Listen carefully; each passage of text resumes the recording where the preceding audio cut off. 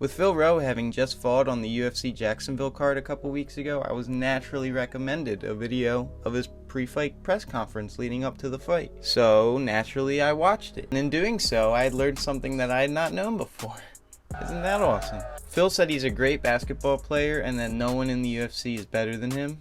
So I just wanted to see how great. I always say it all the time, the UFC is my NBA.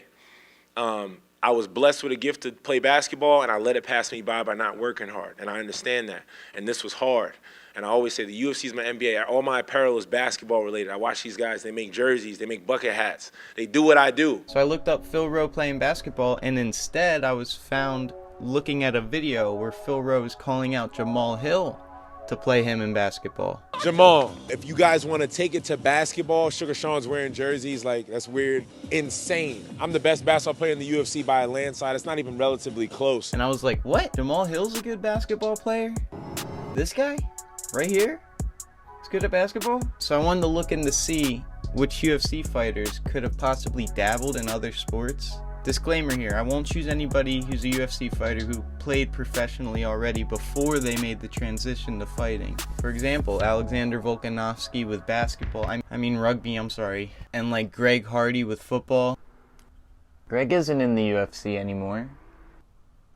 Oh, well, like Braxton Smith with football?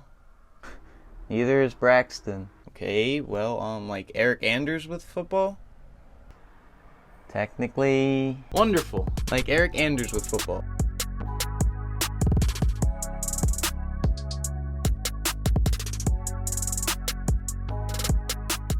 But starting off with the guy who inspired this whole video, and that's Phil Rowe. And it's pretty much impossible to find any footage of him playing basketball besides snippets he posted on his Instagram. And trust me, I looked through his whole Instagram to see if he had any posts with teams or highlights or anything like that. And when I say whole Instagram, I mean the whole Instagram. I think I scrolled a little too far because I mean look at this post.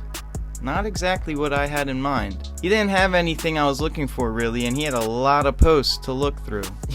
Yeah, I definitely went too far. It looks like he is a good enough player with his height to be on a college team. NBA though? I don't know. I guess we will have to take his word for it. I will say I'm becoming a Phil Rowe fan though after seeing all these interviews about him.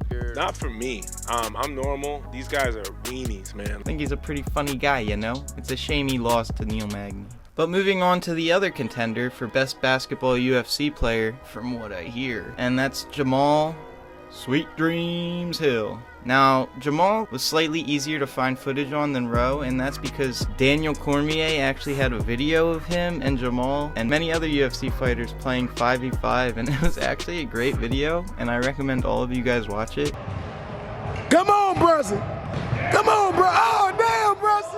But I'm not gonna lie, I had pretty low expectations based off the first steal attempt and rebound attempt, and I guess I was a little too harsh on him because... Rebound of the game. Curry, long distance. Bang! Try to get a quick shot up. Durant does, three-pointer.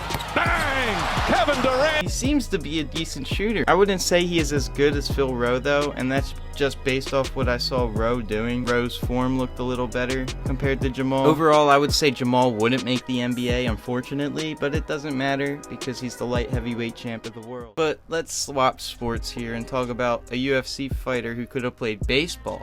Possibly. And that someone is Stipe Miocic, who instead chose to be a firefighter. I'm just kidding, but Stipe was apparently very good at baseball in high school and even college. And his overall college stats for the, oh god, here we go, Trevecca Nazarene was in 57 games. He hit .351 with 7 homers and 42 RBIs, former heavyweight champ. Which is, going with average and stuff, that's pretty freaking good, am I wrong? And it seems like Stipe could have had another career choice instead of the two he's chosen to do. But that's pretty much about it for the video today, guys. Let me know down in the comments if I missed any fighters who have hidden talents in another sport, or if you want to see a part 2 to this maybe. Aside from that, I hope you all enjoyed the video and have a wonderful rest of your day.